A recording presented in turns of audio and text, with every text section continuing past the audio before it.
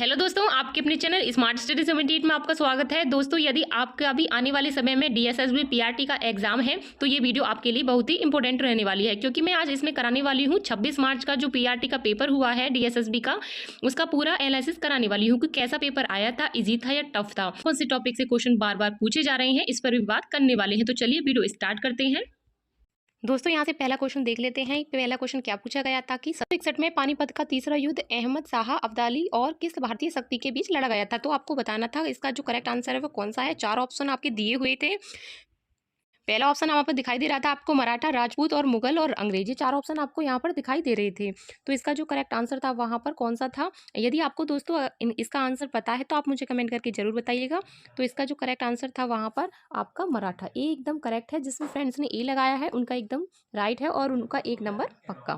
ठीक है, अब चलते हैं नेक्स्ट क्वेश्चन। नेक्स्ट क्वेश्चन देख लेते हैं। क्वेश्चन क्या पूछा गया था। नेक्स्ट क्वेश्चन पूछा गया था कि लघु कहानी संग्रह हार्ट लैम्प के लिए 2025 का इंटरनेशनल बुकर प्राइज किस भारतीय लेखिका को दिया गया। तो आपको बताना था कि जो आपका मतलब भारतीय यानी कि जो हार्ट लैम्प पर एक पुरस्कार दिया गया था तो किसको दिया गया था। वो आपके चार ऑप्शन वहाँ पे दिए हुए थे, बानू मुस्ताज, और दूसरा ऑप्शन था आपका दीपा भास्ती और प्रतिभा सतपति और गीतांजलि श्री, यानी कि श्री गीतांजलि लगा लीजिए आपका। इस तरह आपके चार ऑप्शन थे वहाँ पर। तो इसका जो करेक्ट आंसर था वो वहाँ पर क्या था। तो इसका जो करेक्ट आंसर है वो आपका ए वाला, ए वाला एकदम करेक्ट आंसर था। अब चलते हैं नेक्स्ट क्वेश्चन पर। अब देखते हैं नेक्स्ट क्वेश्चन। तो नेक्स्ट क्वेश्चन क्या पूछा था। नेक्स्ट क्वेश्चन जो था वो आपका आर्टिकल से था। तो मैं बता चुकी हूँ जितने भी मैंने एनालिसिस कराए हैं तो उसमें मैं बता चुकी हूँ कि आर्टिकल से क्वेश्चन बार बार आ रहे हैं और आपकी जो 2025 की जो करंट है उसे आपके क्वेश्चन वहाँ से रिपीट हो रहे हैं। तो ये चीज़ आप जरूर करके जाइए, क्योंकि हाँ जहाँ से आपके जो पैटर्न बना हुआ है ना वहाँ से ही आपके क्वेश्चन आने वाले हैं। जिस पैटर्न से मैंने आपको बता चुकी हूँ, मैंने पिछली लास्ट वीडियो में भी आपको एनालिसिस कराया है। जिसने भी वो नहीं देखी है तो एक बार जरूर जाकर देखिए। तो चलिए क्वेश्चन क्या पूछा था आप देख लेते हैं। तो क्वेश्चन जो पूछा था इसमें संविधान की कौन सी अनुसूची और अनुसूचित क्षेत्रों और जनजातियों के प्रशासन से संबंधित है। तो कौन सी ऐसी अनुसूची है जो जनजाति के प्रशासन से संबंधित है।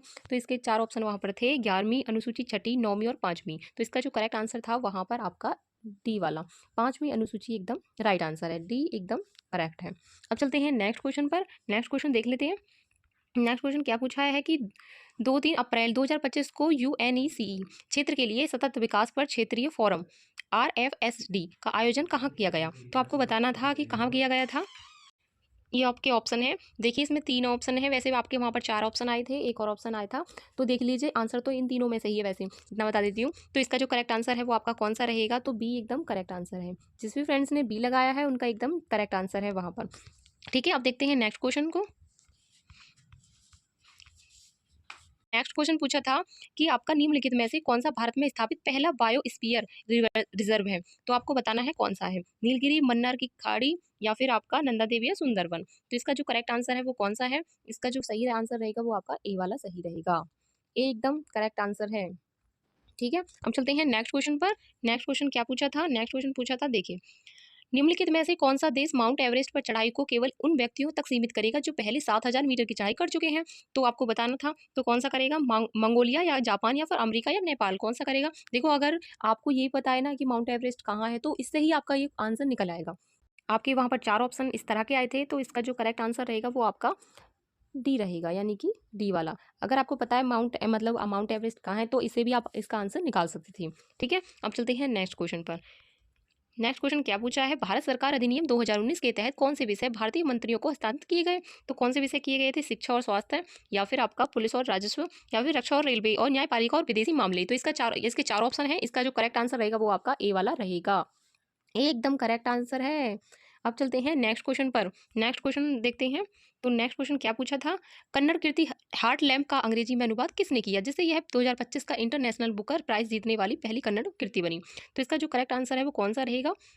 तो 4 ऑप्शन देख लीजिए, आपके ऑप्शन दिखा देती हूँ। देखिए इसका जो करेक्ट आंसर है वो कौन सा रहेगा देख लीजिए। अगर आपको पता है तो आप मुझे जरूर बताइएगा। तो इसका जो करेक्ट आंसर रहेगा वो आपका सी वाला रहेगा, दीप भास्ती, यानी कि दीप भास्ती यानी सी वाला एकदम करेक्ट है, सी वाला एकदम सही है। ठीक है, अब देखते हैं नेक्स्ट क्वेश्चन देख लेते हैं। 2024 में भारतीय सेना में शामिल की गई डीआरडीओ द्वारा में विकसित किस प्रणाली ने 2025 में ऑपरेशन सिंदूर के दौरान वायु रक्षा में महत्वपूर्ण भूमिका निभाई। तो किसने निभाई थी देख लीजिए, ऑप्शन दिखा देती हूँ। देखिए कौन सा इसका करेक्ट आंसर है। तो इसका जो करेक्ट आंसर था वहां पर आपका सी एकदम करेक्ट आंसर था। सी एकदम सही था, जिसने भी सी लगाया उनका एकदम राइट है। अब चलते हैं नेक्स्ट क्वेश्चन देख लेते हैं। तो इसमें पूछा है पृथ्वी के आंतरिक भाग में परतदार संरचना का समर्थन करने वाला अक्षांश कौन सा है? कौन सा है? तो देखिए ऑप्शन, ज्वालामुखी उद्गार और जीवाश्म अभिलेख या फिर चुंबकीय ध्रुवीयता। और तीसरा ऑप्शन आता है आपका भूकंपीय तरंगों का व्यवहार और चौथा ऑप्शन आता है आपका जलवायु परिवर्तन के साक्ष्य। तो इसका जो करेक्ट आंसर था वहां पर आपका सी वाला, सी एकदम करेक्ट आंसर था, सी एकदम सही था, जिसने भी सी लगाया एकदम सही है। अब चलते हैं नेक्स्ट क्वेश्चन पर। नेक्स्ट क्वेश्चन देख लेते हैं कि 7वीं अनुसूची की किस सूची में केंद्र और राज्य दोनों को कानून बना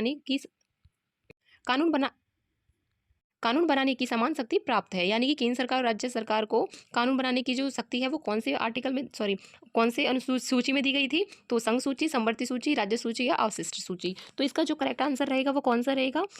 इसका जो करेक्ट आंसर रहेगा वो आपका ए वाला रहेगा, ए एकदम सही है, ठीक है, ए राइट है एकदम।